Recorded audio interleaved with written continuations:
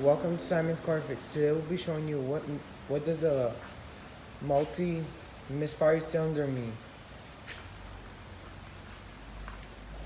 What that means is that you have a bad spark plug,